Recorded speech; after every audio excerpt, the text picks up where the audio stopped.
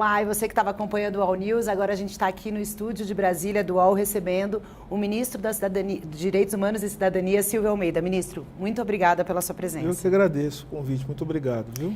Comigo nessa entrevista, mais uma vez a honra de ter o Josias de Souza. Obrigada, Josias. Obrigado a você, Carlos. Muito obrigado ao ministro. Obrigado, Josias. Ministro, a gente está aí no dia 10 de dezembro, é o Dia Internacional dos Direitos Humanos, tem a Declaração Universal de Direitos Humanos, tem completando 75 anos também. É uma área muito complexa, né? Nesse seu guarda-chuva há muitas questões, desde pessoas em situação de rua, questão racial, enfim, uma série de questões, até de presídios e outras coisas mais, direitos humanos. Dá para ter metas claras e objetivas? O que o senhor imagina e o que o senhor combinou com o presidente Lula de que o senhor vai fazer e entregar nesses 4 anos? Bom, em primeiro lugar, muito obrigado pela oportunidade, queria agradecer o convite, quero cumprimentar todas as pessoas que nos assistem e que vão nos assistir ainda posteriormente. Enfim, acho que para responder a sua pergunta, a gente tem que esclarecer uma coisa sobre a Política Nacional de Direitos Humanos.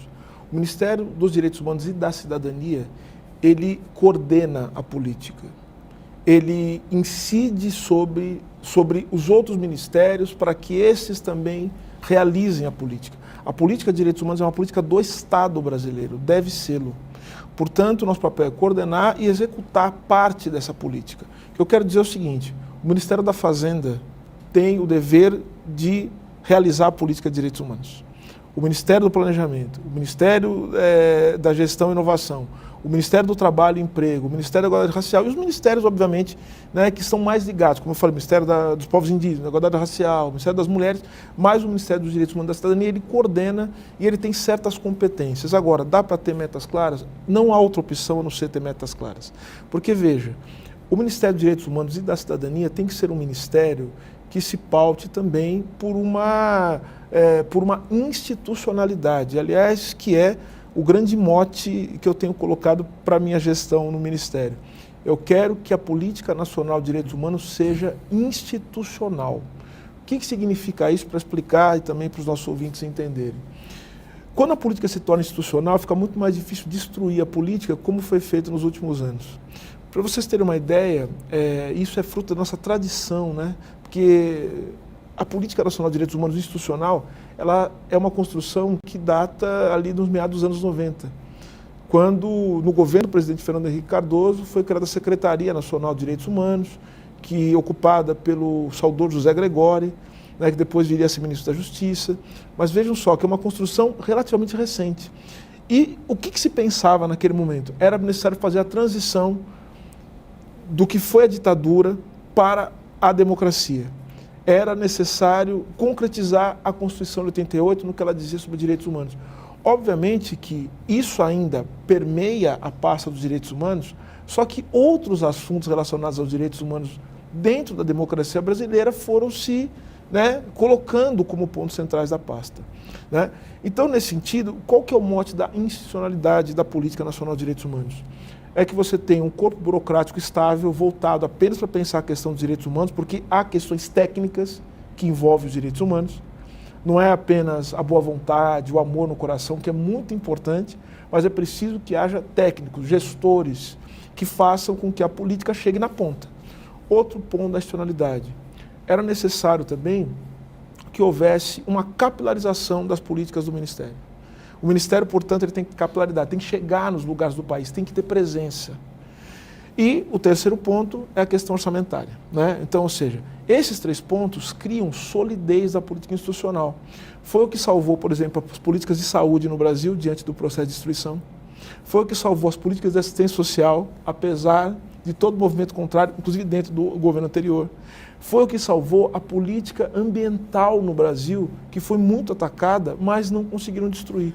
Ministro, para entender um pouco melhor, talvez se a gente analisar um tópico específico, fique mais fácil. Claro. O Supremo Tribunal Federal reafirmou que nos presídios brasileiros prevalece um estado de coisas inconstitucional. Significa dizer que os direitos humanos são desrespeitados nos presídios vorazmente. Sim. O Supremo deu 6 meses ao governo para resolver esse problema. Até acho que é meio ficcional esse prazo. Como é que você vai resolver um problema que é secular em 6 meses. Mas o que eu queria lhe perguntar objetivamente é, o Ministério da Justiça há de estar tratando disso, o prazo vencerá agora no início do ano. Os senhores foram chamados a participar, o Ministério dos Direitos Humanos foi chamado a participar da resolução desse problema. O que será feito? Sem dúvida. Vamos pegar a pergunta dela e vamos caminhar para a sua pergunta. Então tem que ter metas claras. O que o Ministério dos Direitos Humanos, quais são os públicos? Porque nós temos competências específicas. Criança, adolescente, pessoa idosa, pessoa com deficiência, pessoa em situação de rua, né? E com população LGBTQIA+. Nós temos que criar políticas públicas para que essas pessoas tenham a sua vida protegida. Então, nós criamos 4 pontos: comunicação em direitos humanos, educação em direitos humanos, proteção da vida dessas pessoas e, no fim das contas, cidadania, que elas tenham acesso a direitos. Agora, tem uma novidade. Qual que é a novidade? Que também não estava na tradição do Ministério, mas foi um desafio colocado pelo presidente Lula. A gente precisa olhar para a questão carcerária no Brasil. A questão prisional no Brasil, ao contrário do que as pessoas pensam, é algo que a todos nós interessa e não haverá política de segurança pública no Brasil que tenha eficiência se nós não resolvermos o que acontece dentro dos presídios. Por quê?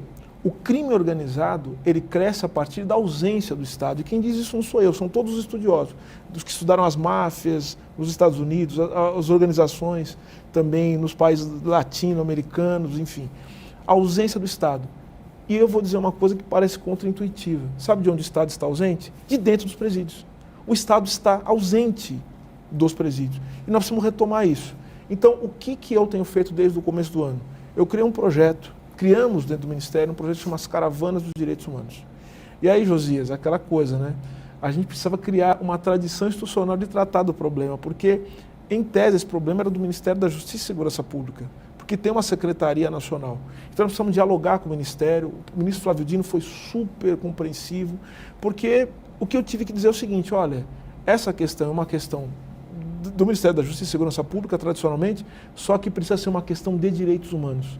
Então o que nós fizemos? Criamos uma metodologia.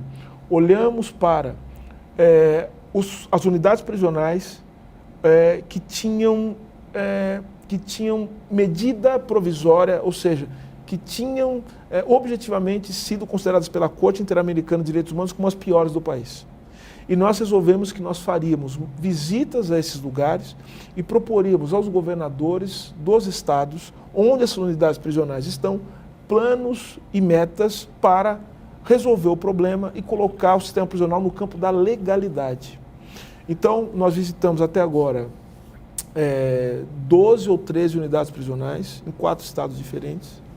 Mas pretendemos ampliar isso. O que a gente oferece?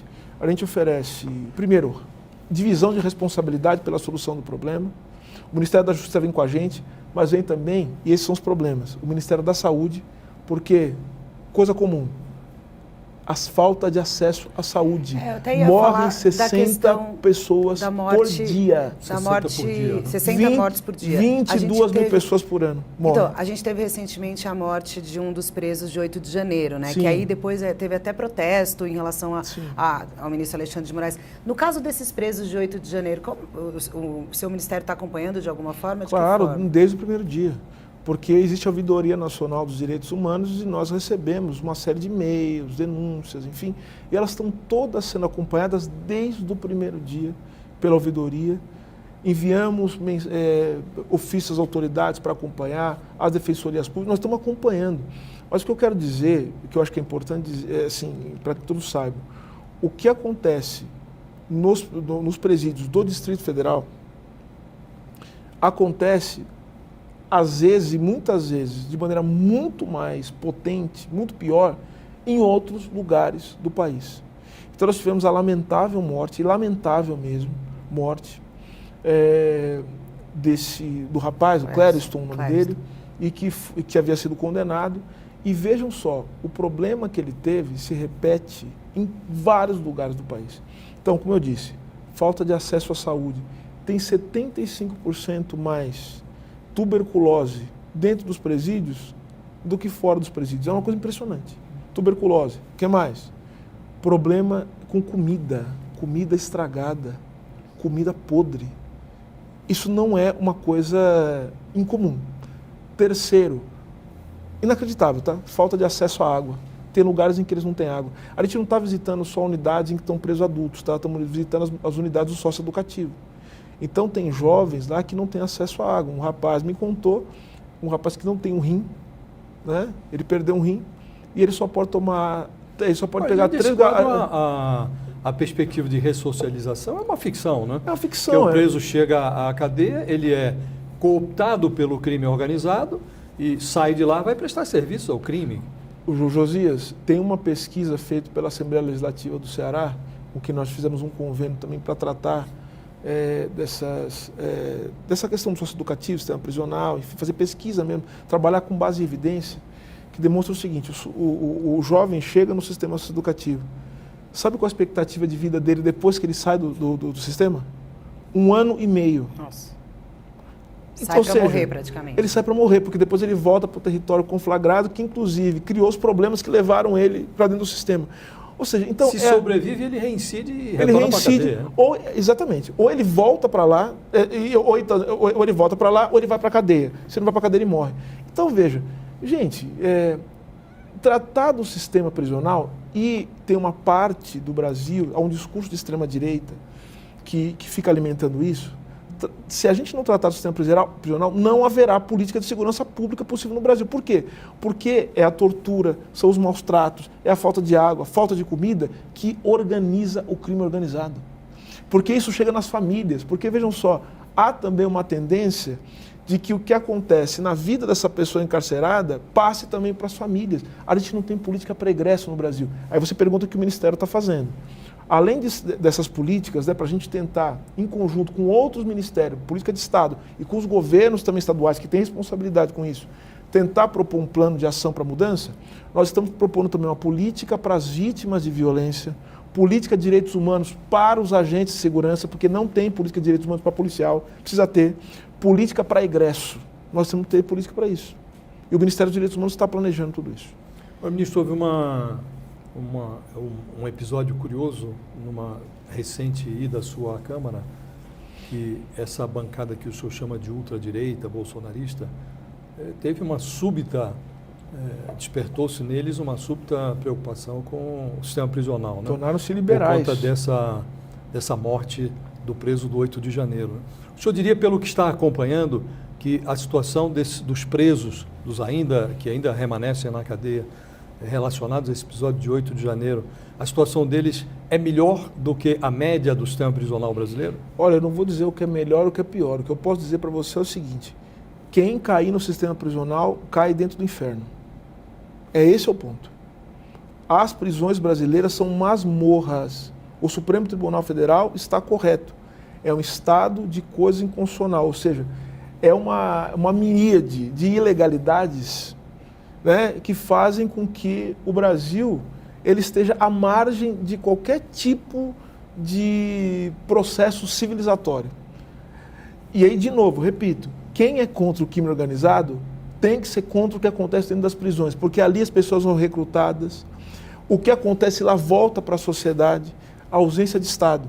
As pessoas saem de lá preparadíssimas para ser a pior versão que elas podem ser. Neste caso específico, o senhor houve uma discussão sobre uma negligência, não sei se o termo pode ser usado, se é forte demais, mas uma negligência ou uma demora do gabinete do ministro Alexandre de Moraes de analisar um pedido de liberdade desse preso, que havia, inclusive, um parecer favorável da Procuradoria, né? Acha que pode ter havido um lapso qualquer no julgamento desse recurso?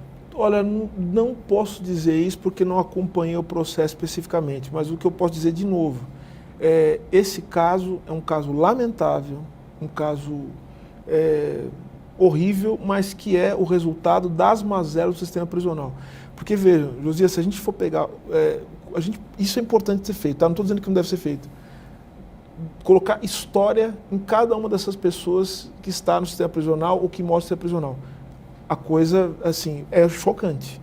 Pessoas que estão enterradas, esquecidas, pessoas que já cumpriram pena, que estão lá, gente que não tem acesso a advogado, ou seja, são as piores situações que você pode imaginar. E essa é mais uma tragédia que a gente deve considerar importante, porque cada vida para nós tem que ser importante, mas é mais uma das tragédias produzidas pela negligência do Estado brasileiro.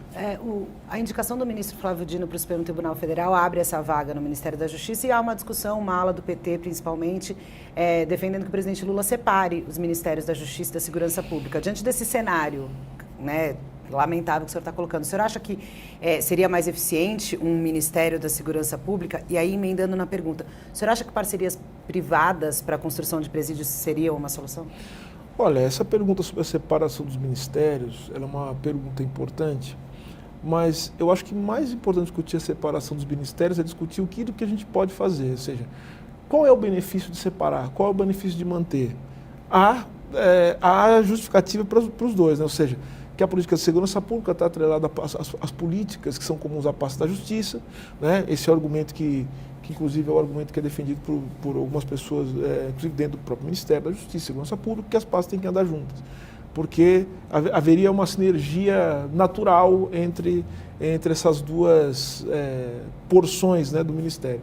Agora, há quem defenda que os problemas de segurança pública do Brasil eles são tão relevantes e tão fortes que é necessário que haja uma divisão. Agora, eu particularmente não tenho uma opinião formada a respeito disso, e eu terei quando houver o projeto, ou seja, juntos faremos isso, separados faremos tal coisa. Então, assim, não sei dizer. Mas a questão da privatização, eu quero mais uma vez reiterar minha posição. Eu não conheço nenhuma experiência boa, decente, de privatização de presídio. Para mim, essa discussão ela é inócua, ela é uma discussão inútil, para dizer a verdade, porque, veja, a gente não está conseguindo dar conta de problemas básicos, né? Mesmo com a potência do Estado, com o orçamento público, o que me levaria a pensar que a privatização de presídio poderia ser boa? E a gente sabe... Por outro lado, há um outro, estou entendendo claro. O seu ponto de vista, agora o senhor diz a potência do Estado, mas o Estado tem se revelado extremamente impotente na resolução desse problema, né? Aí nós vamos manter o mesmo, vamos fazer a mesma estratégia. O que eu acho, às vezes, é que a gente deve mudar a relação que o Estado tem com o sistema prisional, porque, vejam, eu não acredito que um Estado que não tenha capacidade de cuidar dessa questão, tendo todos os instrumentos para fazê-lo, vai poder supervisionar e monitorar o que as empresas privadas vão fazer dentro do presídio. Porque, vejam, mesmo que a gente considerar, vamos lá, a privatização ela pode eventualmente ser importante para alguns setores. Vamos considerar isso, né? Independente do que eu penso a respeito disso. Mesmo assim, o Estado vai ter que estar presente. O Estado vai ter que verificar as condições em que esses serviços que foram privatizados são oferecidos.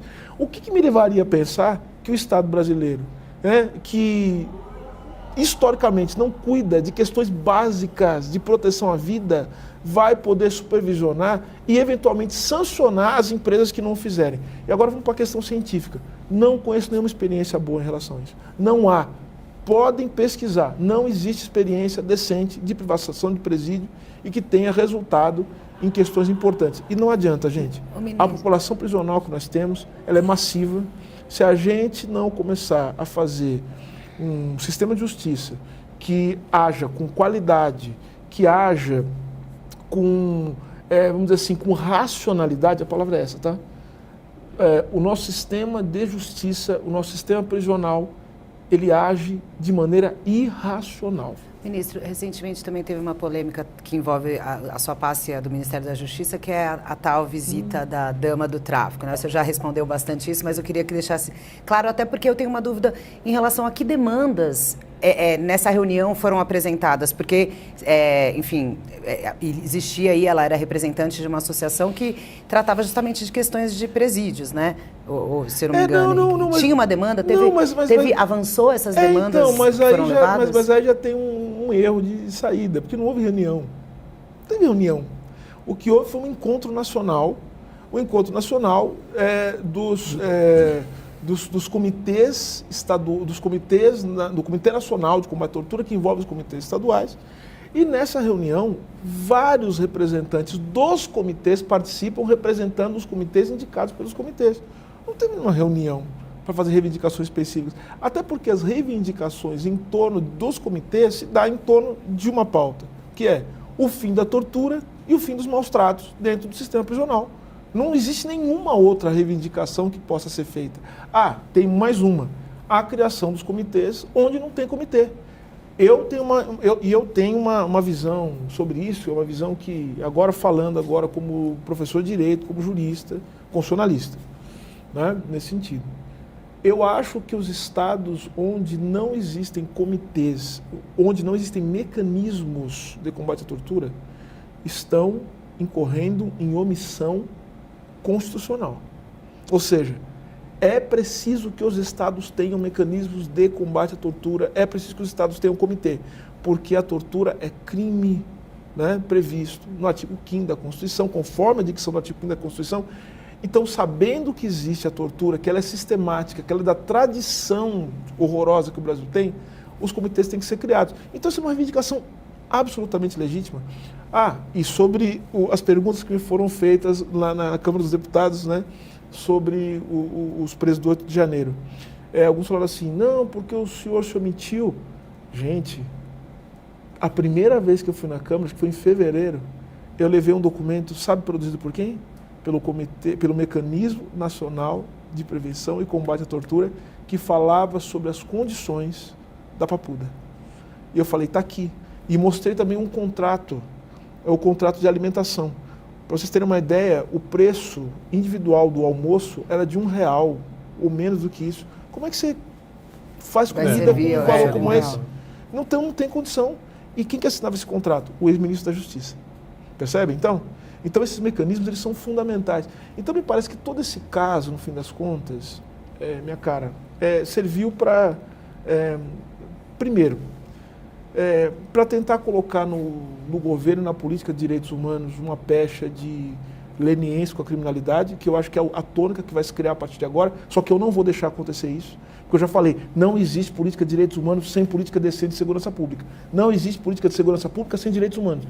E eles querem separar isso para quê? Para criar uma espécie de faroeste no Brasil, para que a violência se torne algo absolutamente normal. Mas tem um aspecto técnico, então, ministro. Eu vi as suas explicações, elas têm começo, meio e fim. Houve um encontro nacional para discutir o combate à tortura no sistema prisional. Sim. Os estados indicaram representantes, os comitês estaduais indicaram representantes. O Ministério bancou a participação desses representantes. Só uma coisa, eles têm os seus filtros lá, tá? Muito bem. Essa pessoa foi indicada pelo estado do Amazonas. O senhor até disse, não, ela tinha uma sentença absolutória. Não é o caso, porque ela tinha sido condenada em outubro, o encontro do Ministério ocorreu em novembro. Mas o que eu queria saber é o seguinte, ministro, objetivamente. O senhor realiza um encontro, tem a maior relevância.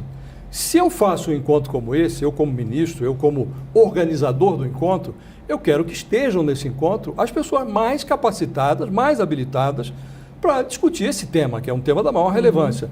Não lhe parece que o Ministério teria que ter um controle qualquer para verificar se a pessoa que está sendo financiada para vir participar desse encontro tem competência, tem expertise para participar do encontro? Não houve uma falha? Não, agora a pergunta é o seguinte, o que significa ter expertise para participar de um encontro de um momento social? Se uma pessoa é condenada, o marido está preso, ela tem vínculo, o Ministério Público a acusa a ONG é financiada pelo tráfico.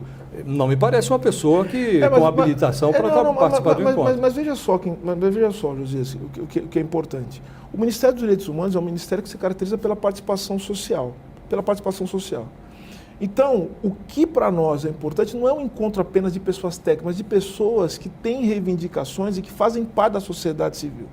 Esses filtros, por exemplo, a pessoa foi condenada, a pessoa tem um processo contra si. Isso não invalida o fato da pessoa ter a representatividade social como teve, né?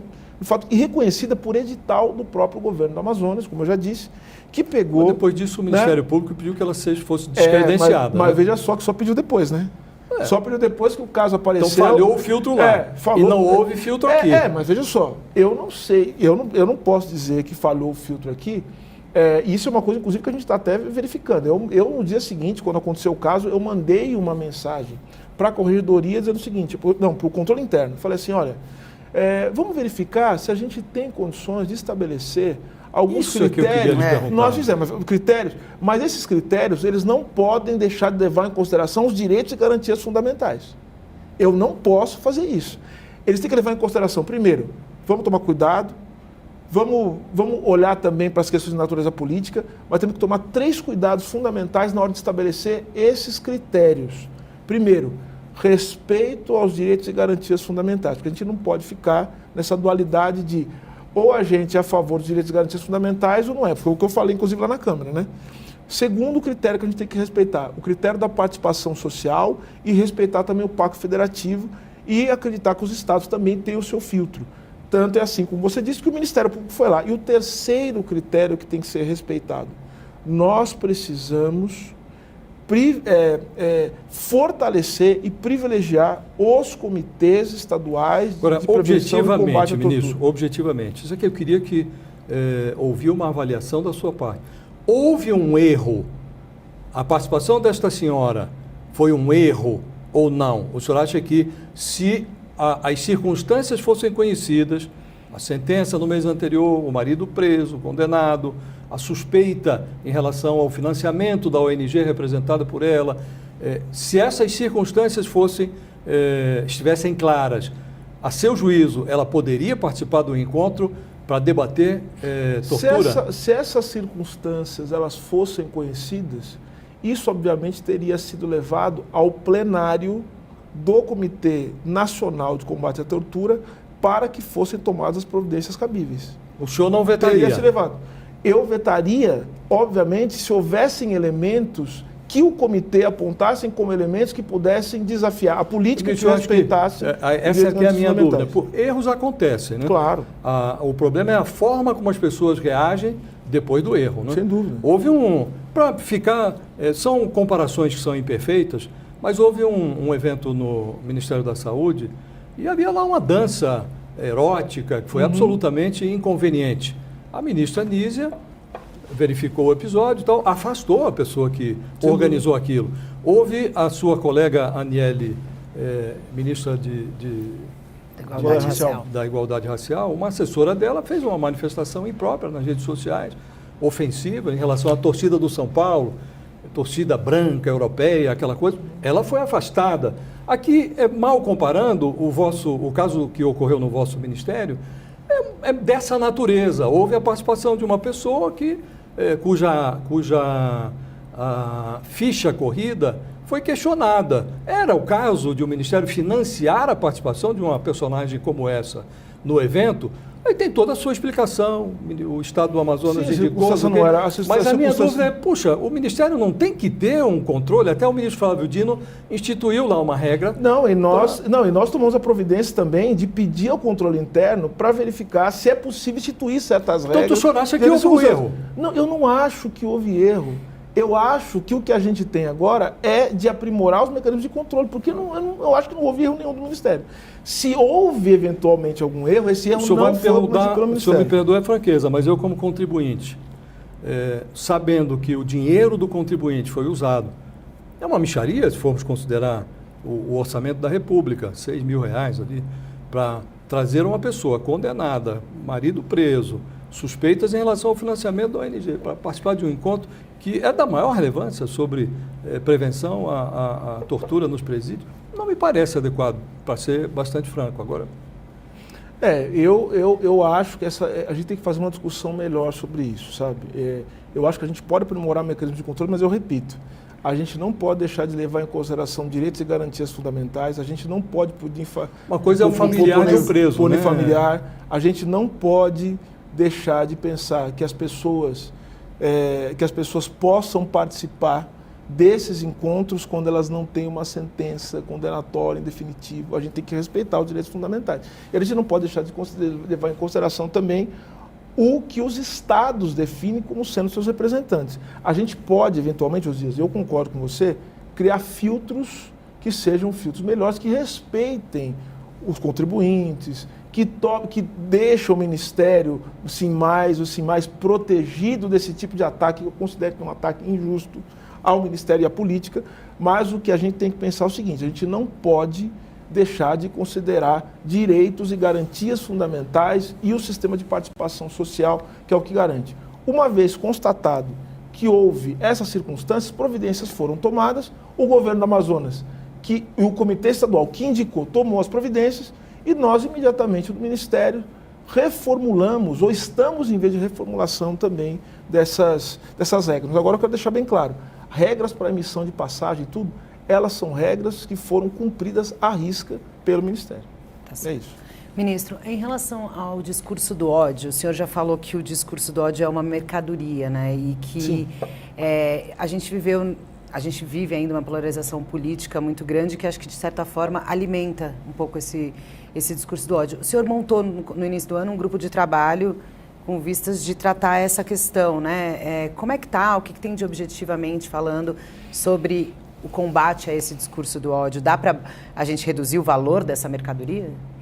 A gente precisa reduzir o valor dessa mercadoria, porque eu considero, até juntando com o papo que a gente estava tendo agora, né?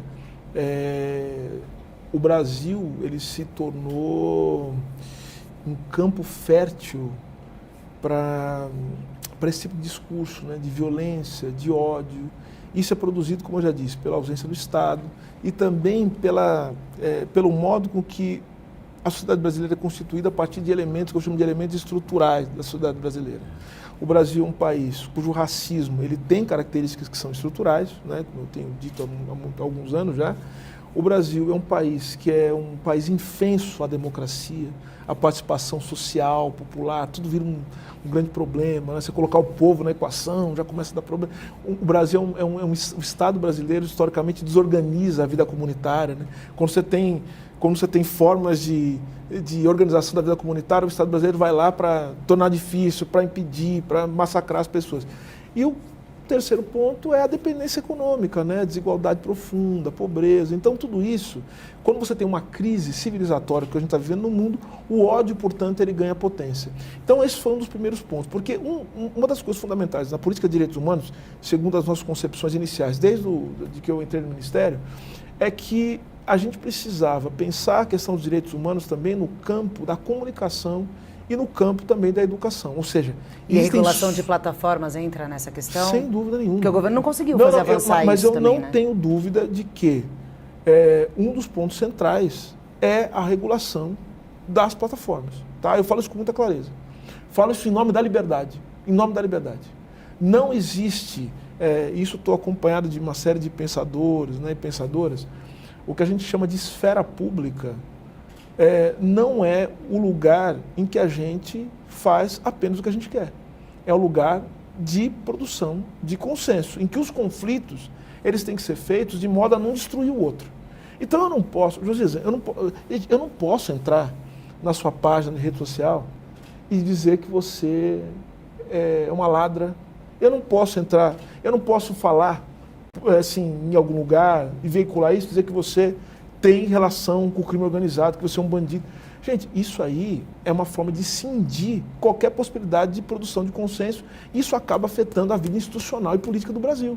Então a gente tem que ter uma política pública para isso. Então, vejam, do relatório que nós fizemos com vários especialistas, de várias origens, várias formações, nós tiramos uma série de recomendações que estão no campo da educação de direitos humanos, passando também por uma conversa que nós estamos tendo com as plataformas em torno do que a gente está chamando de uma espécie de carta de princípios ou protocolo de intenções. Estamos ainda em conversas, tá?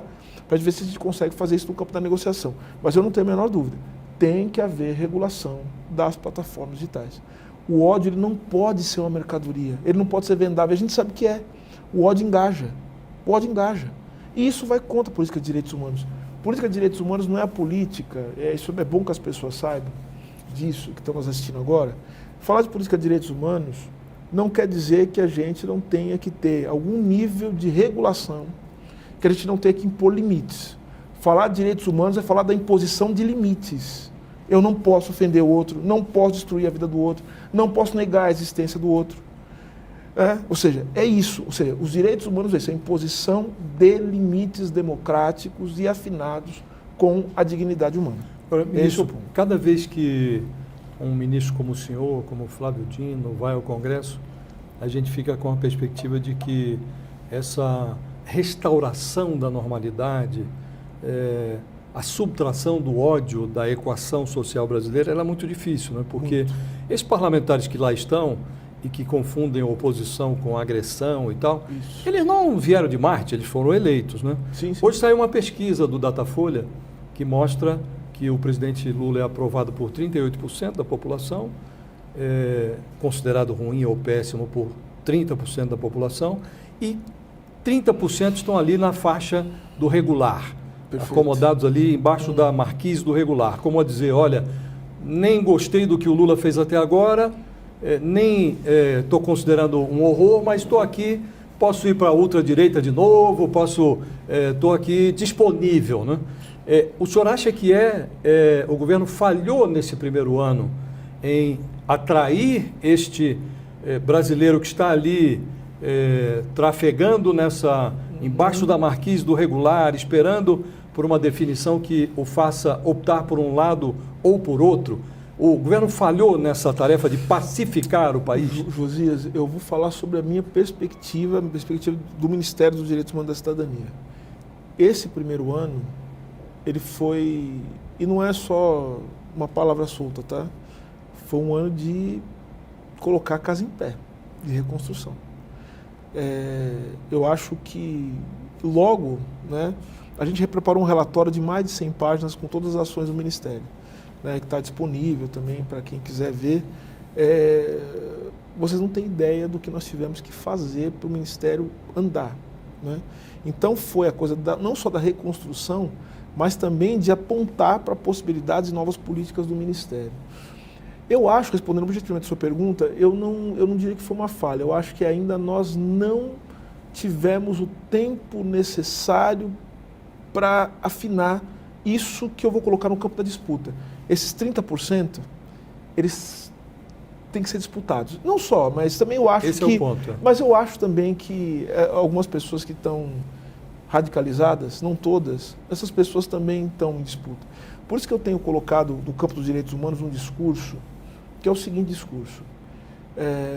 Nós precisamos ter uma bandeira que une o país. É isso que eu acho que nós ainda não temos. Nós temos que ter uma bandeira de unidade do país, em torno de certas pautas que... Essas pautas têm que ser... A gente pode ter divergência política, mas eu acho que certas coisas... Falta uma marca, né? Falta uma marca, falta algo que nos dê o que muitos chamam de unidade nacional. Eu acho que é em torno de grandes bandeiras e grandes marcas. Coisa que o Brasil já teve em alguns momentos. A gente precisa retomar. O senhor intui qual seja essa bandeira? Olha, eu acho... Veja, eu acho que eu vou puxar a sardinha para minha brasa, tá? Mas tudo bem, né? Tudo bem. Tem problema? Eu acho que a gente precisa fazer uma coisa... Eu tenho usado essa imagem, né? Essa imagem bíblica. Quando Paulo vai a Atenas, né? Tá lá. Paulo vai a Atenas e vê algumas pessoas fazendo um culto ao Deus desconhecido. Então estão lá. E aí chega o apóstolo Paulo e fala assim: que Deus é esse que vocês estão cultuando? Eles falam: esse Deus é um Deus sem nome, é um Deus desconhecido. E ele fala assim: eu sei que Deus é esse. Eu estou contando essa história para dizer o seguinte: eu acho que tem gente fazendo culto a um Deus desconhecido. Tem gente dando comida para quem tem fome. Gente dando água para quem não tem água potável. Tem gente preocupada em quem está em situação de rua. Eu acho que a gente precisa chegar e dizer o seguinte: olha, você está cuidando das pessoas? Isso é ser brasileiro. O que nos marca, a nossa marca é a marca do cuidado. É a marca do tratar as pessoas com dignidade. O nome desse Deus desconhecido é direitos humanos. A gente precisa fazer isso. A gente precisa dar uma marca para o país. Talvez seja a marca do cuidado, do tratar as pessoas com respeito. Mas isso precisa também ser uma marca da política institucional, mas uma marca também da nossa política econômica, de cuidar das pessoas. Então, eu acho que é isso, às vezes. Isso une negros, brancos, povos indígenas. Lembrando um pouquinho até da imagem, falando de uma marca, a imagem da posse do presidente Lula foi uma rampa com uma ampla diversidade, né? Sim. Nesse primeiro ano de governo, aí eu uso também o meu lugar de fala de mulher, as ministras mulheres que foram rifadas, né? Coincidentemente ou não. Agora, recentemente, com a indicação do Flávio Dino para a STF, existiu uma pressão que fosse indicada uma mulher, já que era a vaga da Rosa Weber, e também existe uma pressão para que indicasse uma pessoa negra ao STF, duas pressões que o presidente Lula ignorou. E muito se criticou na época que ele indicou o Dino, as redes sociais foram tomadas, lembrando justamente a imagem da diversidade que o presidente subiu a rampa, com como está sendo esse primeiro ano de governo. É difícil governar com essa diversidade? Ou aquela subir a rampa foi uma... Como é que, como é que fica só, isso? Eu acho assim? que a imagem... Então, há uma... Como responder essa crítica, né? Então, a nossa conversa, assim... A nossa conversa é muito franca, eu até comentava isso com o meu assessor, né? Eu acho que as pessoas, às vezes, me confundem com uma coisa que eu não sou. Não é o caso da sua pergunta, tá? Só para dizer assim, me confundem com uma coisa que eu não sou. Existe uma crítica hoje sobre uma palavra que a maioria das pessoas não sabe o que é, e nem quem fala isso sabe muito bem o que é o tal do identitarismo, né? Que seria essa hipostasia em torno da identidade e de ficar olhando apenas o sintoma e não as causas principais dessa divisão social. Quem lê as coisas que eu escrevo sabe que esse não é o meu lugar, né? Quando eu penso a questão da diversidade, quando eu penso a questão racial, por isso que o título do meu livro mais famoso chama Racismo Estrutural. Estou tentando pensar o racismo em conexão com elementos que são elementos que estruturam a sociedade em que a gente vive. Então eu não estou olhando exatamente para o indivíduo racializado. Estou olhando para ele também, tem que ser cuidado, o sujeito. Mas eu estou tratando o sujeito como uma espécie de consequência do racismo enquanto um processo político. Então eu acho que como é que eu olho para aquela imagem das pessoas subindo a rampa? Eu olho o seguinte: você que é negro, você que é mulher, você que é pessoa com deficiência, você que é indígena, sabe o que você é? Você é brasileiro também. E você vai ser tratado como um brasileiro. Nós queremos tratar todos os brasileiros bem, inclusive você que é brasileiro e é maltratado. Então, assim, o que significa quando a gente faz política para os povos indígenas, não é para, como algumas pessoas dizem, dar privilégio para os povos indígenas. Não, é para que eles possam continuar existindo, porque as pessoas não podem ser indígenas fora do seu território. Então, a grande política para os povos indígenas qual é? Falando aqui, é a política de demarcação das terras indígenas. E, com demarcação, levar serviços públicos. E da cidadania. Ou seja, aquela imagem, para mim, é a imagem de trazer para dentro do Brasil aqueles que foram esquecidos pelo próprio Brasil. E não dizer que essas pessoas, elas são separadas do Brasil. Não é nada disso. Então, por isso que eu disse, está faltando para a gente. E esse é um trabalho que não é só do Estado, mas da sociedade civil, está faltando para o Brasil aquilo que nos unifica. Aquilo que faz com que todos nós nos consideremos brasileiros. E por isso que eu falo, talvez essa coisa dos direitos humanos, do cuidado, de que o Brasil é um país que nós devemos cuidar um dos outros. O que significa cuidar um dos outros? Fortalecer o Sistema Único de Saúde, que é a nossa maior política de direitos humanos. Fortalecer o nosso sistema de assistência social. Fortalecer nossa política de segurança pública baseada em direitos humanos e em evidência. Talvez seja a nossa grande bandeira dizer o seguinte: nós brasileiros somos múltiplos e nós vamos respeitar uns aos outros. Mas no caso do STF específico, o senhor não achava que deveria ser um... Porque a gente tem uma mulher na Suprema Corte. As mulheres são a maioria no país, não é? O que eu acho? O que eu acho? Falando muito sinceramente. Eu acho que, de fato, inclusive, quando eu estava saindo do STF, as pessoas... assim, um julgamento no STF, Silvio, você considera que o que você acha de ter uma mulher negra no STF? Eu falo assim, é fundamental. Eu acho que é fundamental mesmo. Que resposta que eu poderia dar? Fala assim, não, acho que não é importante. Aí começou a sair as notícias assim, Silvio diz que critica tal, e tem que ter uma mulher negra no STF. Não se trata disso, não se trata disso. Eu acho que nós vamos ter que caminhar para ter uma mulher negra no STF, assim como nós vamos ter que caminhar para pensar, veja, essas coisas não se fazem espontaneamente. Elas têm que ser decisões políticas que têm que ser tomadas em circunstâncias específicas. Mas, assim, uma coisa que eu posso dizer, eu acho que nesse momento histórico que a gente está vivendo, nessa circunstância, a escolha de Flávio Dino é uma escolha acertadíssima. Eu vou dizer, o ministro Flávio Dino, de coração, é uma das melhores pessoas que eu conheci nos últimos tempos, um colega que me acolheu, um colega sensível às questões fundamentais, tem essa visão do Brasil a partir dessa unidade na multiplicidade, essa multiplicidade em torno de uma unidade, que é o que a gente tem que encontrar no Brasil. E eu acho que o ministro Flávio Dino, se o Senado assim decidir, espero que assim o decida, será um dos maiores ministros da história do Supremo Tribunal Federal, pelas qualidades que ele tem. O senhor não receia, ministro, que a provável transferência do Flávio Dino do Ministério da Justiça para o Supremo acabe por transformá-lo no alvo principal do bolsonarismo no Congresso, essas convocações sucessivas para comissões no Congresso. Hoje o senhor divide esse palco com o Flávio Dino, sim, né? Sim. Não receia virar o alvo prioritário? Ora convocam ele, ora convocam o senhor. Né? Aí eu já vou até emendar uma pergunta, que foi uma pergunta que chegou muito aqui nas redes sociais. Como é que o senhor se prepara para ir enfrentar? O pessoal está falando aqui, como que o senhor tem paciência para essas discussões no Congresso? Muitas perguntas disso. Então, eu vou responder de um modo meio estranho, mas acho que vocês vão entender o que eu vou responder. Gente, eu já passei por tanta coisa na vida. Eu sou negro no Brasil, ministro de Estado, né? Me tornei ministro de Estado por indicação, agradeço o presidente Lula. E assim, falando dos bolsonaristas, respeitando o Congresso Nacional, e eu falei, né, até um deputado da oposição, o deputado Sanderson, falou, olha, o ministro sempre quando é chamado ele vem. Eu vou mesmo, não tem problema, porque eu não tenho medo de debate, não tenho medo de discussão, eu não tenho medo de briga também, nenhum. Mas em relação àqueles que trocam essa posição de adversários por inimigos, né, que me tratam como inimigo. Eu até lembrei, ontem num discurso que eu fiz num evento, eu gosto muito de história em quadrinho, né? Muito mesmo. Aí tem uma história em quadrinho que tem uma cena uma clássica, o Watchmen, né? Que um dos personagens, né, que é uma espécie, é um super-herói, é um herói que prendeu muita gente, ele é colocado dentro de um presídio, e ele é preso, né? E ele é colocado dentro de um presídio com uma série de pessoas que ele prendeu também. E aí ele começa a ser ameaçado, e ele vira e fala o seguinte, olha, vocês acham que eu estou preso aqui com vocês, né? É o contrário, vocês que estão presos aqui dentro comigo.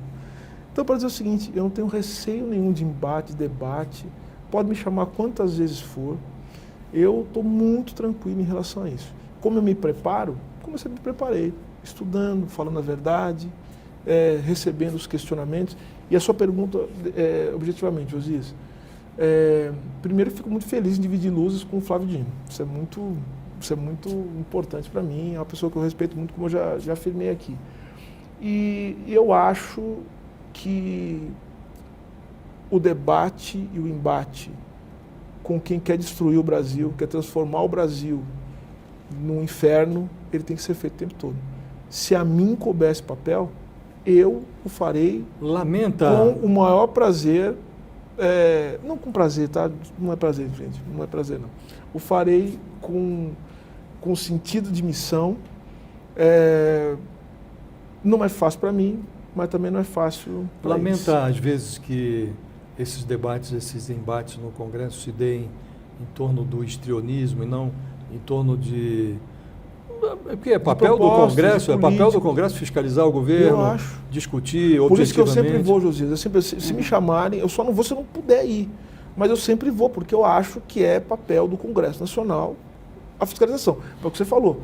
Mas qual é a qualidade que você avalia do Congresso hoje? Tem gente que não tem proposta para o Brasil. E é evidente, a gente sabe que não tem proposta para o Brasil. Porque fica em torno de histrionismo, fica fazendo cortezinho de vídeo para ficar fazendo onda. Fica falando em liberdade, mas na verdade são reacionários de extrema direita, que querem afogar o Brasil em fogo e sangue. A gente sabe disso. E eu acho que essas pessoas têm que ser desmascaradas, confrontadas. Agora, na média, o senhor acha que o Congresso Nacional tem que nível de qualidade na sua avaliação? Eu não vou medir o nível de qualidade do Congresso, até porque também vamos começar a medir o nível de qualidade do Executivo e do Judiciário. Enfim, acho que não é isso, é o Congresso que o povo brasileiro escolheu. E é o Congresso com que eu, do Poder Executivo, tenho que me relacionar e vou me relacionar. Agora, tem gente fantástica dentro do Congresso. Eu acho que a gente não pode medir a instituição Congresso Nacional por essas pessoas que fazem muito barulho, né? Às vezes, tem muito mais barulho do que necessariamente conteúdo nessas pessoas. Então, assim, o Congresso Nacional é uma instituição, uma casa da democracia, do povo brasileiro, é por me respeitada, me chamarem para ir lá, eu vou, não tem problema, não tenho receio nenhum de ser essa voz que vai... Ainda temos tempo? Então, a gente está quase caminhando para o fim, eu vou fazer uma e você faz outra. Tá, mais duas perguntas. Eu vou ser bem objetiva sobre o que o governo vai lançar do plano para pessoas em situação de rua. Se o senhor puder responder resumidamente, porque o que eu saiba é algo para sair, né? Terça-feira, dia 11 de dezembro, um dia depois, propositalmente, do Dia Internacional, do dia que comemora os 35 anos da Declaração Internacional Universal, né, dos Direitos Humanos, nós vamos lançar o Plano Nacional em Defesa da População em Situação de Rua, Ruas Visíveis, né, que é o nome que a gente deu, e ele envolve uma série de medidas institucionais que, para lidar com o problema das pessoas em situação de rua, envolve, primeiro, a gente vai regulamentar a Lei Padre Júlio Lancelotti, o presidente vai assinar o decreto que regulamenta a Lei Padre Júlio Lancelotti.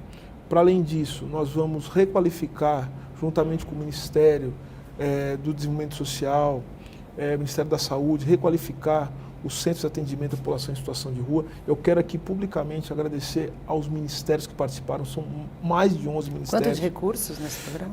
No primeiro momento, aproximadamente 1 bilhão de reais, 1 bilhão de reais, mas que obviamente nós queremos ampliar isso no futuro, né, pensando em como também fazer um sistema de coparticipação com estados e municípios que têm também essa responsabilidade, né?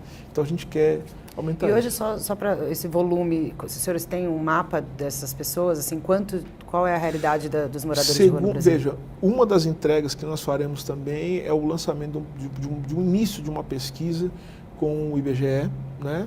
A gente vai fazer um censo, vamos fazer um censo das pessoas em situação de rua. Hoje tem os números do CAD Único, são mais ou menos 240 mil pessoas em situação de rua, segundo o CAD Único, que obviamente não pega todo mundo, vocês devem imaginar, e 40% parece que está em São Paulo. É uma coisa impressionante, né? O que aumentou em mais de 81% desde a pandemia, né? O número de pessoas em situação de rua. Então, além disso, nós vamos lançar também, isso, eu tenho muito orgulho de dizer isso, o Observatório Nacional dos Direitos Humanos, que talvez um dos maiores instrumentos que nós vamos ter para fazer política pública no campo dos direitos humanos com base em evidência. Então, e propositalmente esses lançamentos estão sendo feitos juntos, porque é a partir desses dados, né, que nós vamos saber como está de fato a situação da população em situação de rua. Então, enfim, são diversas medidas, isso tudo está no plano, e a gente espera que terça-feira seja um dia de celebração, mas um dia também em que a gente vai começar a monitorar. Porque eu digo assim, o lançamento dos planos nacionais, como foi o plano Viver Sem Limite, eles não são os momentos assim, os momentos de finalização de um processo, eles são o início de um processo. Então a gente vai ter que agora implementar a política, monitorar a política, olhar para os resultados, né? Então, isso Ministro, vai ser importante. O senhor é um estudioso da causa racial, tem um livro sobre racismo estrutural e nos últimos tempos o cotidiano tem esfregado na face do país situações em que esse racismo estrutural se manifesta, né? Uhum. Tivemos recentemente uma empresa de produtos de higiene que utilizou aquela mãozinha da família Adams e colocou em cena pública em Salvador essa mão como se fosse uma mão negra, né? Tivemos casos de vinícolas no sul utilizando mão de obra negra escrava na sua estrutura produtiva. Tivemos aqui em Brasília, numa loja, no aeroporto, uma rainha do samba sendo submetida a uma revista esquisita e hedionda, vexatória.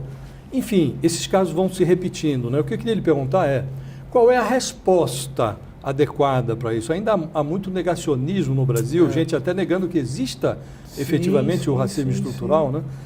Às vezes tem uma resposta judicial, às vezes não, às vezes o Estado se manifesta.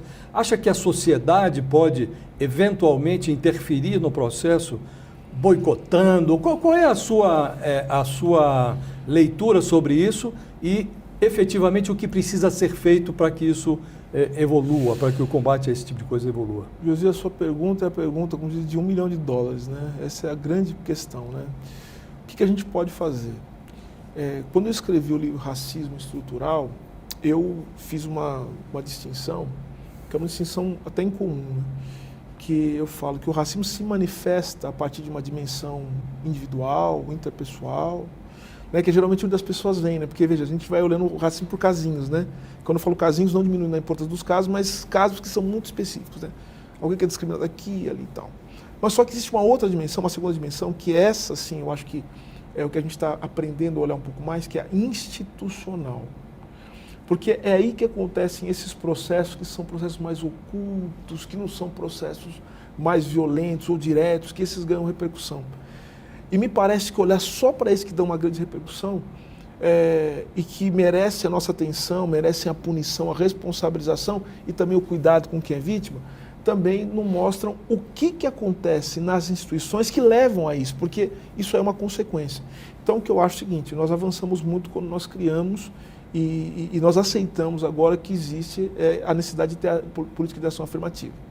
Isso é para responder também a sua pergunta também sobre a ocupação de cargos públicos. Nós temos que ter política de ação afirmativa. Não basta apenas não discriminar. Nós temos que criar práticas que incidam, né, sobre essa ocupação de espaço, né? Tanto do ponto de vista simbólico como do ponto de vista econômico também, né? Mas agora uma outra dimensão que vai além da política de direitos humanos em empresa, que é uma coisa que a gente está fazendo no Ministério também.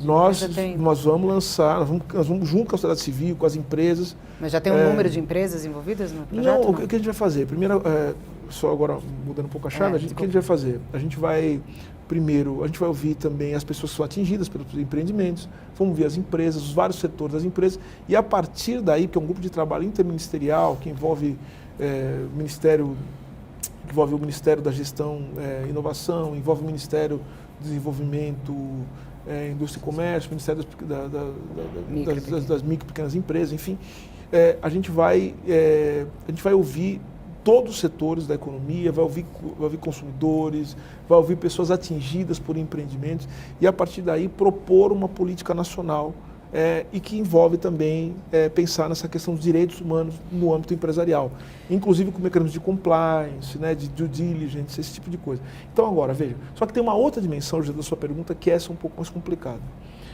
que é a dimensão estrutural do racismo. Ou seja, existe um ponto em que nós normalizamos a questão racial. Por isso que, na audiência, eu fiz a seguinte pergunta para um deputado lá. Um deputado falou assim, não, porque o senhor fica falando sobre lugar de fala, apropriação cultural, não sei o quê. Eu tenho companheiros e companheiras que escreveram sobre isso, mas eu nunca escrevi sobre isso.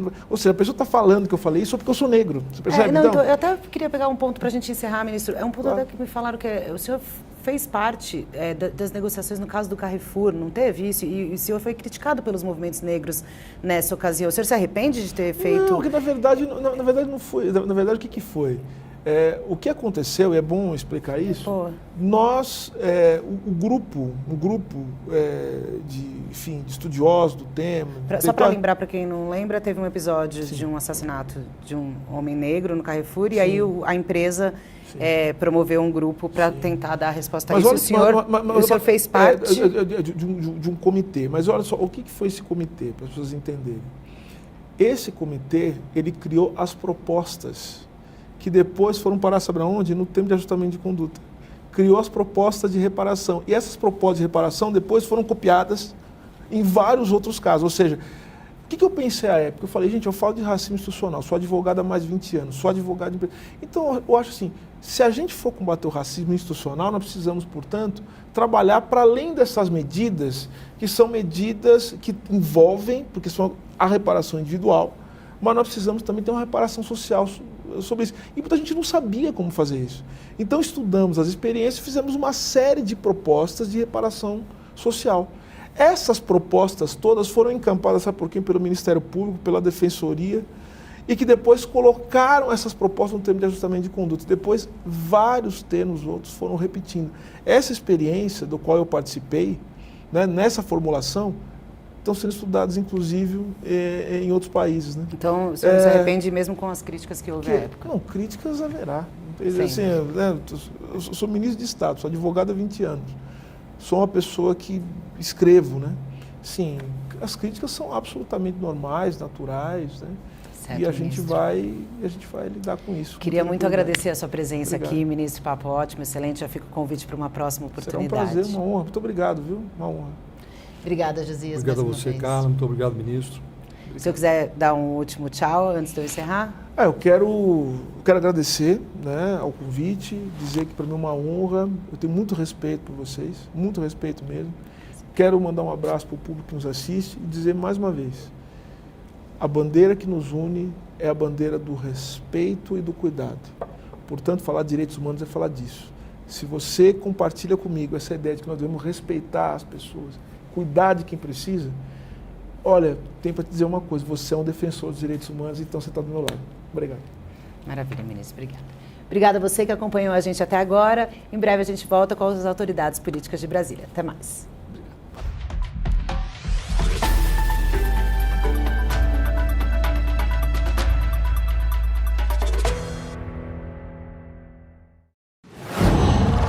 Wow.